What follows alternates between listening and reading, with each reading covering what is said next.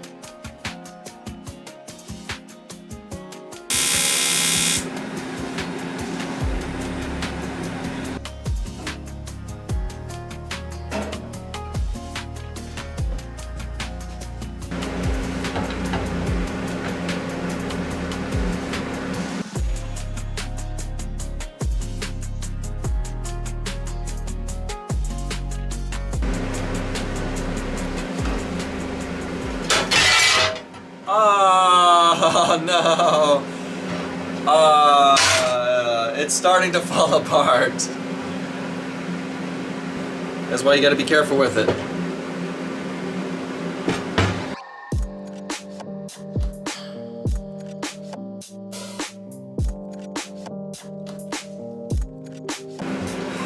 Alright, well, let me tack these back on. Yeah, I gotta be super careful with this, with it just being tacked together.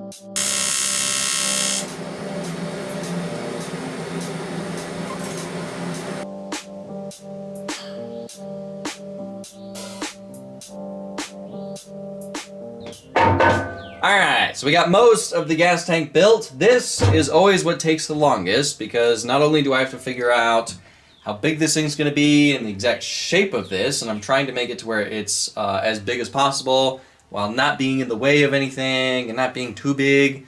Also, I need to cut out each piece of aluminum to fit perfectly with one another, so therefore there's no major gaps anywhere. So this always takes a really long time, especially doing something like this complicated shape. Now, next thing we need to do is we need to weld this onto the bottom of this right here. Now, this is what the fuel pump attaches to. I will cut off a little bit of material on the edges, as well as I'll probably machine this a lot thinner, because we definitely don't need it this thick.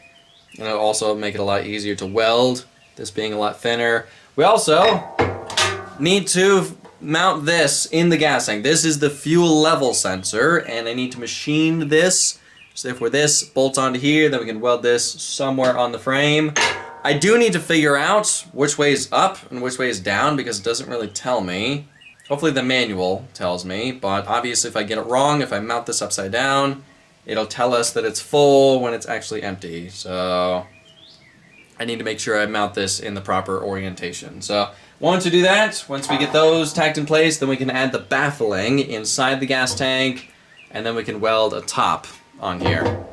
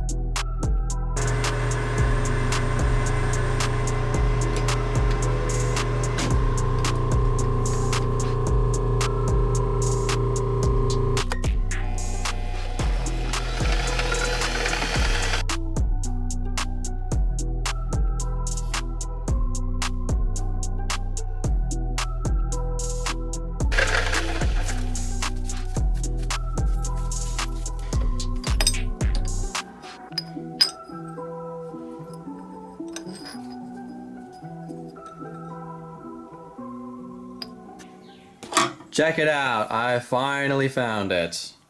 Yeah, it took me 20 minutes of searching through this entire book, and I finally found where it says what position is full and empty with this fuel level sensor. I thought it was going to be in the fuel system, or the fuel part of the manual, but no, it's in the electrical system. So it shows right here, float in full position A. So that's full. That is empty. Full, empty. Okay. All right, so this is up. Nice.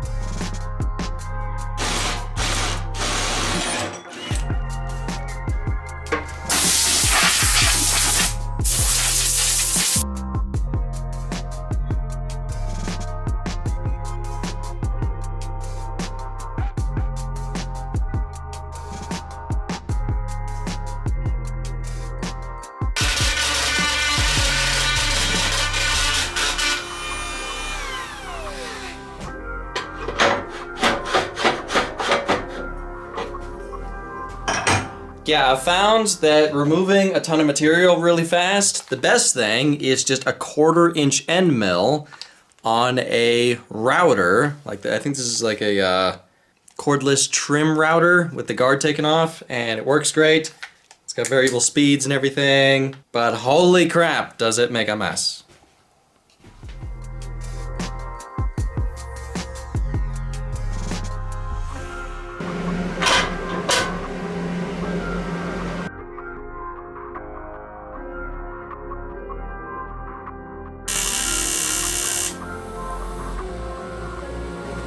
Dang it!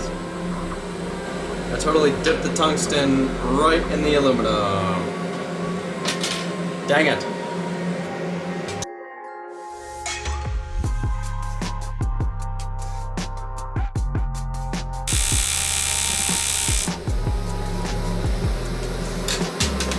I have dang bugs keep landing on me.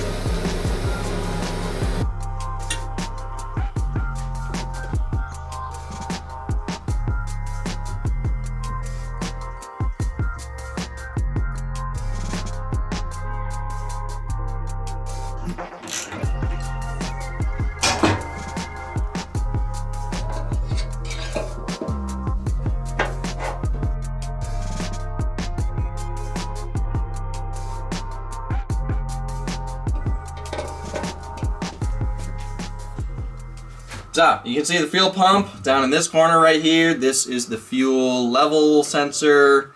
Unfortunately, it's not going to be reading 100% of the fuel capacity. It'll be close, but the highest it can go is right there, and the fuel can go all the way up to here. So, you know, but it'll at least tell us something. Now, I just got these out. These are going to be the baffles in the tank. This one goes right about there, and I did cut the corners out of the bottom out, so therefore fuel can still flow between this, as well as I did not put this, you know, as high as the top will go, so the fuel can still go between this on the top as well as the bottom. I also cut this one out. This one goes right about there, and this is just to help, you know, fuel from not sloshing back and forth in this thing that much. So yeah, let me weld these in place, and then I can put a top over this whole thing, and then I can weld it all together.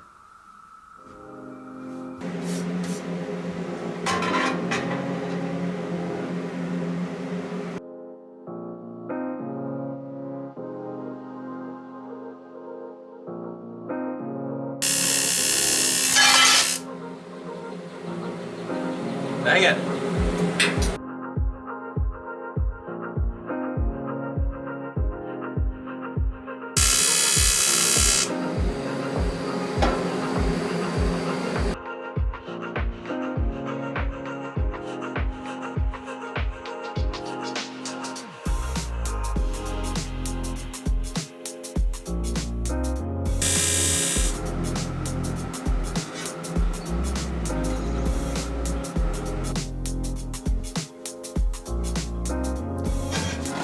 Yeah, definitely not the prettiest welds ever. Welding inside something that's this crammed is always kind of a challenge, but I was able to kind of get it to work.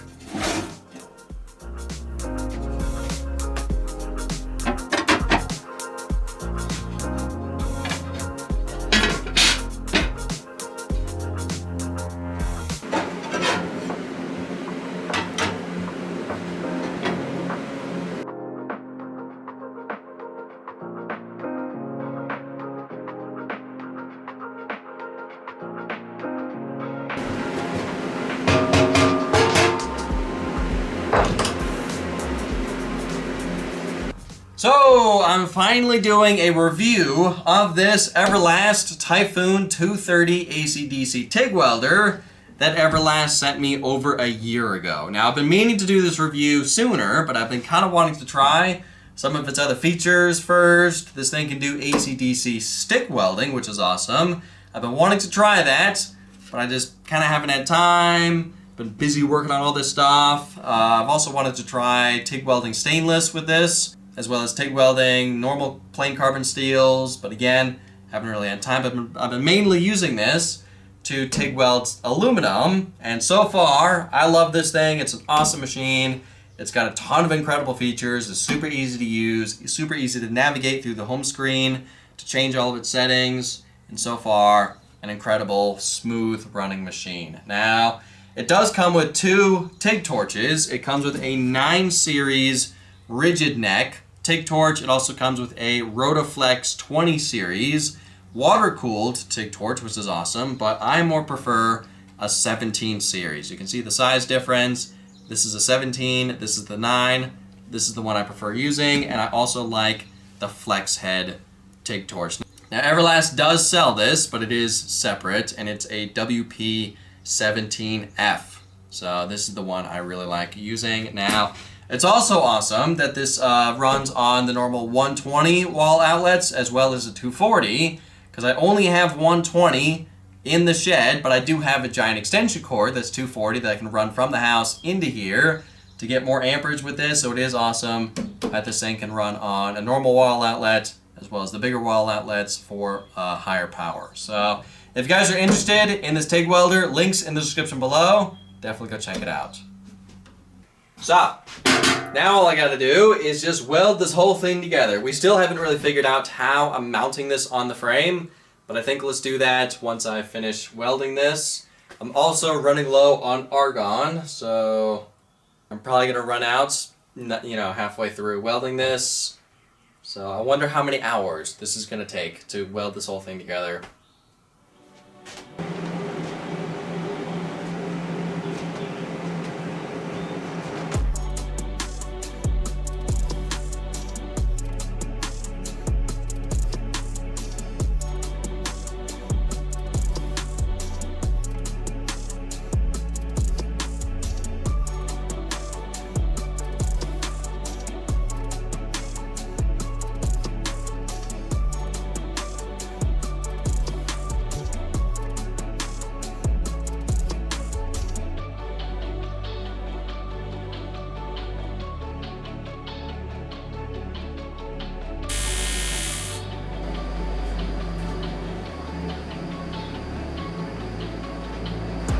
Crawling on my neck.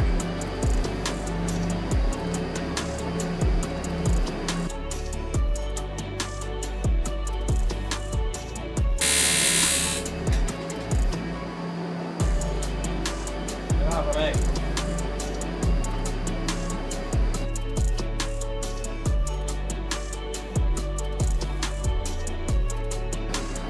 It's the most annoying thing ever in the middle of welding, having bugs crawling on my neck.